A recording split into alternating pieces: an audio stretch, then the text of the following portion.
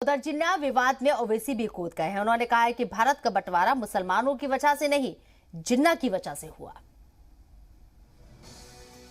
UP में इंतखाब से पहले जिन्ना पर सियासत जारी है। यूपी के मुरादाबाद में AIMIM चीफ ओवैसी ने कहा कि हिंदुस्तान के दो टुकड़े होने में मुसलमान जिम्मेदार नहीं, जिन्ना की वजह से मुल्क का बंटवारा हुआ। हिंदुस्तान के दो टुकड़े हुए तो उसकी जिम्मेदारी कांग्रेस पार्टी है, मुसलमान नहीं। ओवैसी ने कहा कि अखिलेश यादव को तारीख नहीं पता। भारत को तोड़ने वाले का नाम, इस मुल्क को तोड़ने वाले का नाम और पाकिस्तान को बनाने वाले का नाम मोहम्मद अली जिन्ना था। कम से कम आपको तारीख पढ़नी चाहिए। आप उत्तर प्रदेश के 5 साल चीफ मिनिस्टर रहे हैं। ओवैसी से पहले ओम प्रकाश राजभर ने जिन्ना पर बयान दिया था। उन्होंने अखिलेश का बचाव करते हुए कहा था कि अगर जिन्ना को मुल्क का वजीर आजम बना दिया गया होता तो मुल्क का बंटवारा न होता।